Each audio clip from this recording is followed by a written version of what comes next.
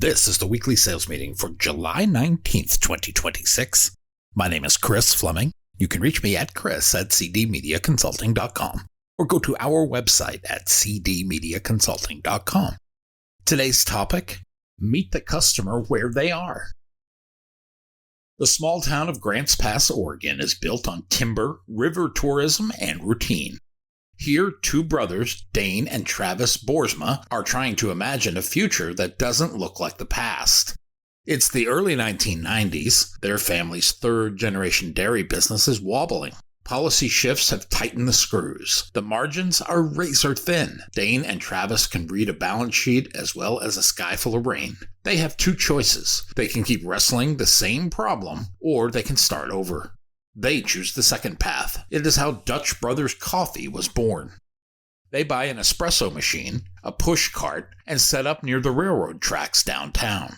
It wasn't a glossy storefront, it was a cart. The plan is simple. Their mission was to serve great espresso, make it fast, make it friendly, and make it feel like the best 3 minutes of your day.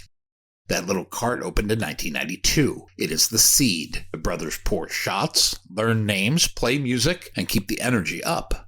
They discover early that this business isn't only about coffee, it is about making connections. The Blue Windmill hadn't become a signal yet, but the attitude already is. Within a couple of years, they add more carts, and then lean into a format that fits their town's rhythm. They open a drive-thru. Your mission is not to become the stop between home and work. You desire to be the quick pulse that powers all the places people are actually headed. Dutch Brothers opens its first drive-thru in 1994 and begins learning a form that will later define the company. This place is fast, fun, highly repeatable, and built for volume without losing personality. While learning their craft, they define their lane of operation. The brothers didn't show up as coffee snobs, they showed up as curious and coachable. They learned from the roasters and baristas. By the mid-1990s, they were roasting their own beans. They learned to standardize recipes until each drink hit the same notes, in the same order at the same temperature. It is a disciplined move, one that hints at scale. Expansion starts the way a lot of small empires start. This one started with a customer who wants to go into a town down the road that wants the same vibe. By the late 1990s, the brothers formalized franchising. The filters on who can represent the brand tighten over time. They eventually required operators to come from inside the system. This was for a good reason. When your brand depends on 1,000 small interactions a day, culture isn't a poster on a break room wall. It is every greeting, every smile, every recovery when an order goes sideways. Of course, there are bumps along the way. A 2004 fire wiped out roasting equipment and stock. This is the kind of setback that could derail a regional player. They keep going because velocity and community buy-in were already there. The stands multiply across the West. By 2009, Dutch Brothers Coffee is in 7 states with roughly 135 stands. And then life lands a punch that matters more than any balance sheet. Dane is diagnosed with ALS and passes away that year.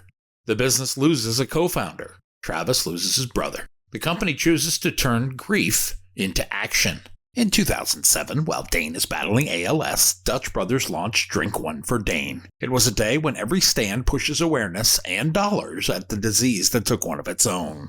It is personal, and it stays personal. Every year, customers line up not only for caffeine, but to fund research and services for families living with ALS. The day becomes a pillar in the company's year. It was a tradition that binds the brand to something bigger than the product. The giving culture didn't stop with one day. Dutch Love begins as a canned food drive in 2007. It evolves into a Valentine's Week campaign that sends real money to local food banks across the footprint. The numbers add up over time. Dutch Brothers customers raise millions and deliver millions of meals to those in need. When you build a high-frequency business around short interactions, you need anchors that say to the community, "We are here with you every day." Dutch Love becomes one of those anchors. Another anchor is Buck for Kids. One day a year, $1 from every drink goes to youth organizations chosen locally, like Boys and Girls Clubs chapters, Make-A-Wish, and others. It is simple, measurable, and local crews get to point resources where they see the need. The event dates back to the mid-2000s, and it has raised hundreds of thousands in single-day pushes. The why is consistent with the brand's DNA. They support kids, build communities, and let people at the window lead. Dutch Brothers doesn't chase European cafe purity. It builds a menu that fits American drive-thru demand. It features espresso classics, flavored mochas, cold brews, teas, lemonades, and then a category nobody saw coming at that scale: energy drinks. In 2012, the company launched Blue Rebel, a private label energy drink poured into an ocean of created flavors. It is exclusive, it is customizable, and it pulls in a younger demo without alienating latte people. That one decision stretches day parts and unlocks another gear for the business. Dutch Brothers culture is poured into every cup. They even call some of their staff members broistas. That is not done by accident. It is a language designed to telegraph the tone. It is not only high energy, but informal and relentlessly positive, and delivery with speed. It is not for everyone, and that is their point. Strong cultures repel as well as attract. Dutch Brothers leans into a hiring and training system that produces consistent service at a high volume, and then celebrates it. When Travis goes undercover on national TV in 2013, you see the mechanics behind the smiles, standards, storytelling, and a lot of practice. The shops themselves stay small by design. These are not lounges. They are not cafes full of laptops. They are kiosks and compact buildings set to move cars. That form forces operational clarity. There are tight menus at the window. Inside, it's a choreographed movement. Headsets are on. The customer is greeted before the car fully stops. It is not just about coffee output. It is crowd management with hospitality layered on top. Franchising built the early footprint, but culture is fragile at scale. In 2008, Dutch Brothers limits future franchises to people who have come up through the system. In 2017, the company stopped selling new franchises altogether and leans hard into company-operated growth. That was a big call. You trade speed for control, in theory. In practice, they kept speed by standardizing the model and creating a ladder for operations. Today, a growing share of shops are company-owned, and the brand's edges stay crisp. In 2018, the company takes on a minority investment from TSG Consumer Partners to accelerate expansion. Then comes the moment that pulls a private story into public markets. In September 2021, Dutch Brothers lists on the New York Stock Exchange under the ticker BROS. Shares price above the range and raised roughly $484 million. For a brand born on a pushcart, ringing the bell on the floor of the New York Stock Exchange is proof that an idea with the right mechanics can scale far beyond the county line. The company keeps meaningful founder voting control and a clear plan. They will open more shops, keep the unit economics strong, and protect the culture that powers the windows. Plenty of companies make good coffee, plenty have a drive-thru. A scarce few do both at volume. Dutch Brothers stitch three things together that most operators don't hold simultaneously for long. They have a format that matches customer reality. They didn't try to rewrite how Americans use coffee shops. They saw the lines of traffic, heard the morning rush, and made the shop a pit stop with personality. They have a culture that is loud and consistent. You can't fake the energy their crews give off. That kind of consistency doesn't happen by accident. It is hiring standards, reinforcement, and the freedom to be human. The uniform is attitude more than apron, and they have a discipline about who gets to represent the brand. When they tightened franchising to insiders and then stopped offering new franchises altogether, they traded a little early velocity for long-term control. It looks conservative. It is not. It is how you protect the machine that prints lifetime value. The Dutch Brothers story isn't really about coffee. It is about a clear read on human behavior. It is about the courage to commit to serving it. People want speed without indifference. They want a treat without ceremony. They want to be recognized even if it's just for 20 seconds in a drive-thru lane. If you can deliver that with repeatable excellence, you can grow almost anywhere people have somewhere to be.